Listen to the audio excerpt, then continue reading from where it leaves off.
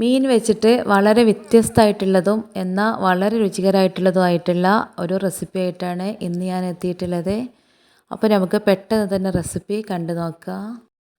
ഞാനിതിന് വേണ്ടിയിട്ട് ഇവിടെ ആവോലി മീനാണ് എടുത്തിട്ടുള്ളത്. 2 എണ്ണം എടുത്തിട്ടുണ്ട്. നിങ്ങൾക്ക് ഏത് ഫിഷിൽ വേണമെങ്കിലും ഇതേ സെയിം റെസിപ്പി തന്നെ ചെയ്ത് നോക്കുക. വളരെ ടേസ്റ്റി ആയിട്ടുള്ള ഒന്നാണ്. ഓരോ ഫിഷിനും വ്യത്യസ്തമായിട്ടുള്ള ടേസ്റ്റാണ്. അതിനനുസരിച്ച് കുറച്ച് മാറ്റങ്ങൾ ഉണ്ടാവുന്നു മാത്രം. അപ്പോൾ ഇതാ മീൻ കട്ട് ചെയ്ത് നന്നായിട്ട് വാഷ് ചെയ്ത് വെച്ചിട്ടുണ്ട്. ഒരു ബൗൾ എടുത്ത് വെച്ചിട്ടുണ്ട്. അതിലേക്ക് ആദ്യമായിട്ട് മുളക് പൊടിയാണ് ചേർത്ത് കൊടുത്തിട്ടുള്ളത്. ഒരു 2 ടീസ്പൂൺ അളവിൽ മുളക് പൊടി ചേർത്ത് കൊടുത്തിട്ടുണ്ട്. ഇനി ഒരു 1/4 ടീസ്പൂൺ അളവിൽ മഞ്ഞൾപ്പൊടി കൂടെ ചേർത്ത് കൊടുക്കുക. ഒരു 3/4 ടീസ്പൂൺ അളവിൽ കുരുമുളക് പൊടി കൂടെ ചേർത്തിട്ടുണ്ട്. ഇനി ഇതിലേക്ക് ആവശ്യമായിട്ടുള്ള അത്രയും ഉപ്പ് കൂടെ ചേർത്ത് കൊടുത്തിട്ടുണ്ട്. ഇനി ഇതിലേക്ക് 1 ടീസ്പൂൺ അളവിൽ ഇഞ്ചി വെളുത്തുള്ളി പേസ്റ്റ് ചേർത്ത് കൊടുത്തിട്ടുണ്ട്. രണ്ടും കൂടി അത്രയും മതി, ഒരുപാടൊന്നും വേണ്ട. ഇനി ഇതിലേക്ക് അല്പം ലെമൺ ജ്യൂസ് കൂടെ ആവശ്യമായിട്ടുണ്ട്. ഞാനിപ്പോൾ ഇവിടെ ഒരു വലിയ ലെമൺ നീരെടുത്തിട്ടുള്ളതാണ്, അത് കൂടെ ഒഴിച്ച് കൊടുക്കുക.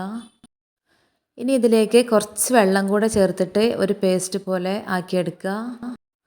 1 ടേബിൾ സ്പൂൺ അളവിലൊക്കെ വെള്ളം ആവശ്യമായിട്ടുണ്ടാവുള്ളൂ. ഇപ്പോൾ ഇതാ മസാല ഇവിടെ റെഡിയായി വന്നിട്ടുണ്ട്. ഇനി കഴുകി വൃത്തിയാക്കിയിട്ടുള്ള മീൻ കഷ്ണങ്ങൾ ഇതിലേക്ക് ഇട്ട് കൊടുക്കുകയാണ്. ഞാനിപ്പോൾ ഇവിടെ ആവോലിയാണ് എടുത്തിട്ടുള്ളത്. നിങ്ങൾക്ക് ഏത് മീൻ വെച്ചിട്ടും ഇതേ രീതിയിൽ ചെയ്യാം. എന്നാൽ കഷ്ണമീനാണെന്നുണ്ടെങ്കിൽ ഒന്നുകൂടെ നന്നായിരിക്കും എന്ന് മാത്രം. മീൻ നന്നായിട്ട് മസാല പുരളുന്ന രീതിയിൽ നന്നായിട്ട് മിക്സ് ആക്കിയിട്ട് എടുക്കുന്നുണ്ട്. ഇനി മാരിനേറ്റ് ചെയ്ത് വെച്ചിട്ടുള്ള ഫിഷ് ഒരു 30 മിനിറ്റ് സമയം വരെ നമുക്കിത് റെസ്റ്റ് ചെയ്യാനായിട്ട് മാറ്റി വെക്കാം. ആ ഒരു സമയം കൊണ്ട് നമുക്കിതിലേക്ക് ആവശ്യമായിട്ടുള്ള ഒരു കറി ചെയ്തെടുക്കാനുണ്ട്. അതിനായിട്ടൊരു പാൻ വെച്ചിട്ടുണ്ട്. പാൻ ചൂടായിട്ട് വന്നിട്ടുണ്ട്. ഇതിലേക്ക് ഞാൻ വെളിച്ചെണ്ണയാണ് ഒഴിക്കുന്നത്. നിങ്ങൾക്ക് ഇഷ്ടമുള്ള ഏത് ഓയിൽ വേണമെങ്കിലും ഇതിന് വേണ്ടിയിട്ട് യൂസ് ചെയ്യുക. വെളിച്ചെണ്ണയോ ഓയിലോ എന്ത് വേണമെങ്കിലും ആവാം. ലാസ്റ്റ് നമ്മളിതിലേക്ക് ഒരു ഇത്തിരി കസൂരിമേത്തി ചേർക്കുന്നുണ്ട്. അപ്പോൾ ഓയിലാണെങ്കിലും കുഴപ്പമൊന്നുമില്ല.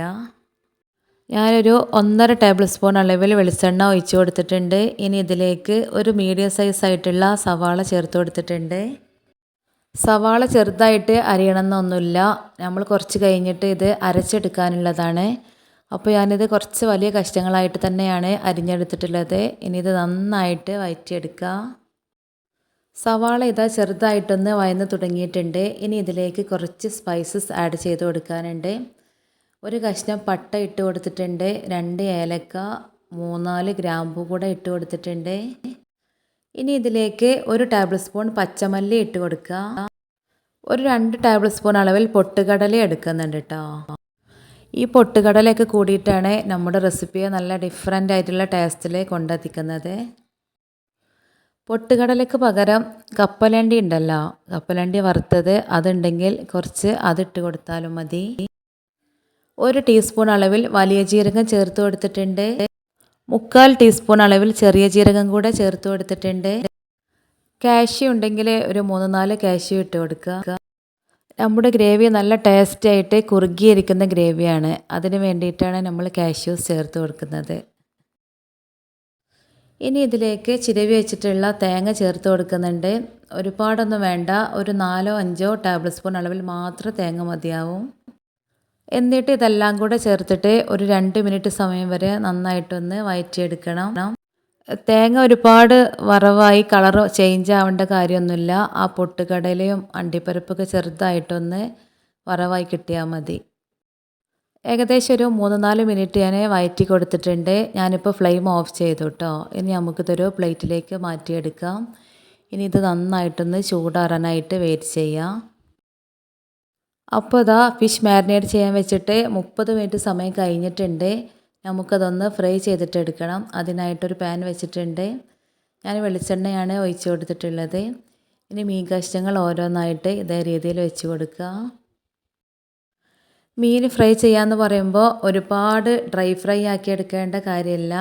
ജസ്റ്റ് ഒന്ന് 2 വശവും ഒന്ന് കളർ ചേഞ്ച് ആയിട്ടൊന്ന് വെന്ത് വന്നാൽ മാത്രം മതി.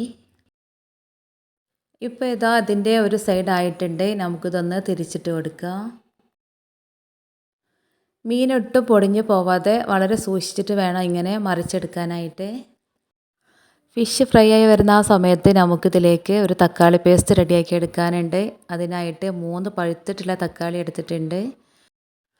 തക്കാളി കഷ്ണങ്ങളാക്കി ഒരു മിക്സിയുടെ ജാറിലേക്ക് ഇട്ട് കൊടുത്തിട്ടുണ്ട്. ഇനി ഒട്ടും വെള്ളമൊന്നും ചേർക്കാതെ നന്നായിട്ടിത് അടിച്ചെടുക്കാം.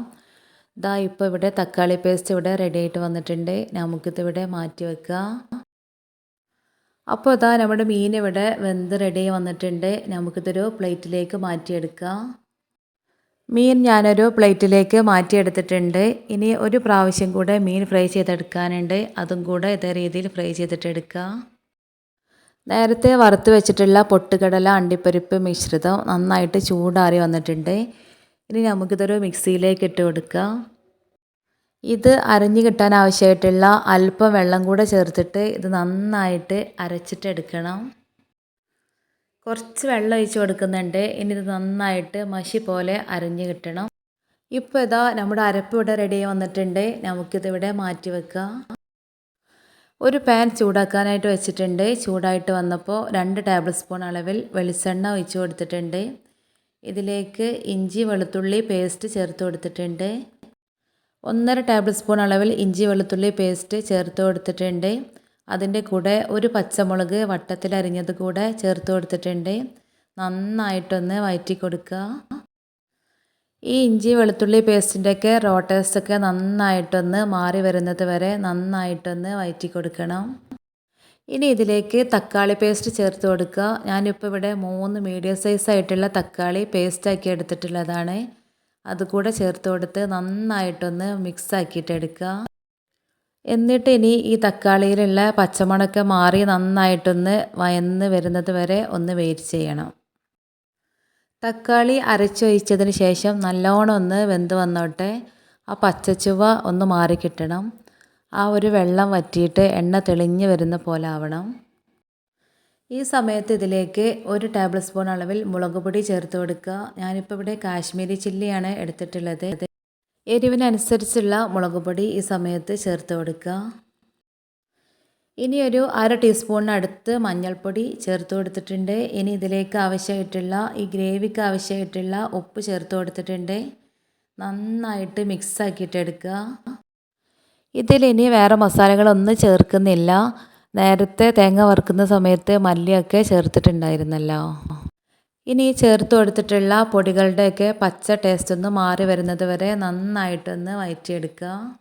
ഇപ്പോൾ ഇതാ പൊടികളൊക്കെ മൂത്ത് വന്നിട്ടുണ്ട്. ഇനി ആദ്യം അരച്ച് വെച്ചിട്ടുള്ള തേങ്ങ പൊട്ടുകടലിൻ്റെയൊക്കെ കൂട്ടുണ്ടല്ലോ, അത് ഇതിലേക്ക് ഒഴിച്ചു കൊടുക്കുകയാണ്. നന്നായിട്ടൊന്ന് മിക്സ് ആക്കിയിട്ടെടുക്കുക. ഇനി അരച്ചിട്ടുള്ള മിക്സിയുടെ ജാറിലേക്ക് 1/2 കപ്പ് ചൂടുവെള്ളം കൂടെ ഒഴിച്ചിട്ട് അതും കൂടെ ഒഴിച്ചു കൊടുക്കുകയാണ്.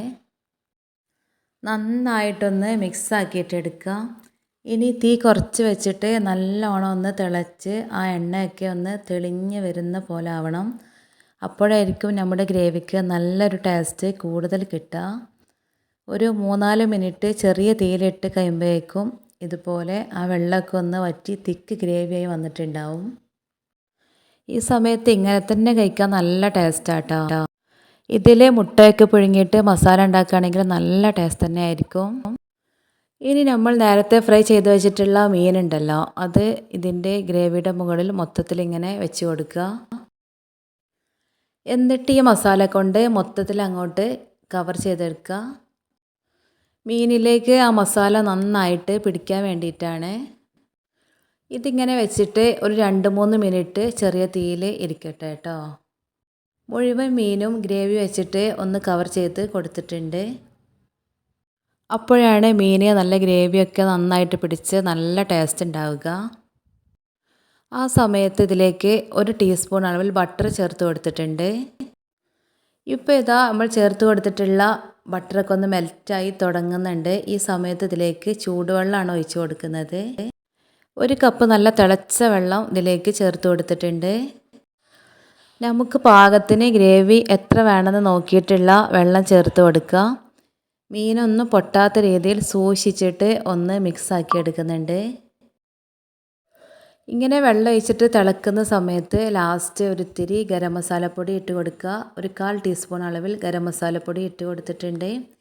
ഇനി ഇതിലേക്ക് കുറച്ച് മല്ലിയില അരിഞ്ഞെടുത്തിട്ടുള്ളത് കൂടെ ചേർത്ത് കൊടുത്തിട്ടുണ്ട്. ഇനി 1-2 ടേബിൾ സ്പൂൺ കസൂരി മേത്തിയുടെ ഇല ഒന്നങ്ങ് ചൂടാക്കിയിട്ട് ഇതുപോലെ കയ്യിലിട്ട് ഒന്ന് പൊടിച്ചിട്ട് ഇട്ട് കൊടുത്താൽ മതി. അപ്പോഴായിരിക്കും നല്ലൊരു ഫ്ലേവർ കിട്ടുക കേട്ടോ. നല്ലോണം ചൂടാക്കി എടുക്കുമ്പോൾ നല്ലൊരു മണമായിരിക്കും ഈ ഒരു കറിക്ക് കിട്ടുക. ഈ ഒരു കസൂരി മേത്തിയാണ് ഇതിന് നല്ലൊരു ടേസ്റ്റ് കൊടുക്കുന്നത്. ഇനി ഇത് നന്നായിട്ടൊന്ന് മിക്സ് ആക്കിയിട്ട് എടുക്കാം. എത്രത്തോളം ഗ്രേവി വേണമെന്നുണ്ടെങ്കിൽ നമ്മൾ ആ വെള്ളം ഒഴിച്ച സമയത്ത് തന്നെ ചേർത്ത് കൊടുക്കണം. പച്ചവെള്ളം ഒഴിക്കരുത്, ചൂടുവെള്ളമാണ് ഒഴിച്ച് കൊടുക്കേണ്ടത്. പിന്നെ ഒരുപാട് ഗ്രേവി വേണ്ട, അത്യാവശ്യം കുറുകിയിരിക്കുന്ന ഒരു കുറുമ പോലെ ഹോട്ടലിൽ നിന്നൊക്കെ കിട്ടുന്ന ആ ഒരു രീതിയിലാണ് ഇത് വേണ്ടത്. ഇപ്പോൾ ഞാനിതിൻ്റെ ഫ്ലെയിം ഓഫ് ചെയ്തിട്ടുണ്ട്. ഈ കറി കുറച്ച് സമയം ഇങ്ങനെ ഇരിക്കുകയാണെന്നുണ്ടെങ്കിൽ കുറച്ചുകൂടെ കുറുകും കേട്ടോ. കാരണം നമ്മൾ അണ്ടിപ്പരിപ്പും ഒക്കെ ചേർത്തിട്ടുള്ളതാണല്ലോ. അപ്പോൾ ഇതാ ഞാനിത് ചൂടോട് കൂടെ തന്നെ ഒരു പ്ലേറ്റിലേക്ക് വിളമ്പിയെടുക്കുകയാണ്. അപ്പോൾ ഇതാ നമ്മുടെ കിഡിലൻ റെസ്റ്റോറൻറ്റ് സ്റ്റൈൽ ഫിഷ് മസാല ഇവിടെ അടിപൊളിയായിട്ട് റെഡി ആയിട്ട് വന്നിട്ടുണ്ട്. ചപ്പാത്തി, പൊറോട്ട പിന്നെ നെയ്ച്ചോറിൻ്റെ കൂടെ നല്ലൊരു കോമ്പിനേഷനാണ് കേട്ടോ. നെയ്ച്ചോറിൻ്റെ കൂടെ അസാധ്യ ടേസ്റ്റാണ് ഈ റെസിപ്പി. തീർച്ചയായിട്ടും നിങ്ങൾക്ക് ചെയ്ത് നോക്കുക. റെസ്റ്റോറൻറ്റിൽ നിന്നൊക്കെ കഴിക്കുന്ന അതേ ടേസ്റ്റിൽ നമുക്ക് വീട്ടിൽ കഴിക്കാൻ പറ്റുന്ന ഒരു ഫിഷ് മസാല റെസിപ്പിയാണിത്. ഇന്നത്തെ റെസിപ്പി നിങ്ങൾക്ക് എല്ലാവർക്കും ഇഷ്ടമായിട്ടുണ്ടാവുമെന്ന് കരുതുന്നു. നിങ്ങളുടെ ഫീഡ്ബാക്ക് കമൻ്റായിട്ട് അറിയിക്കണേ.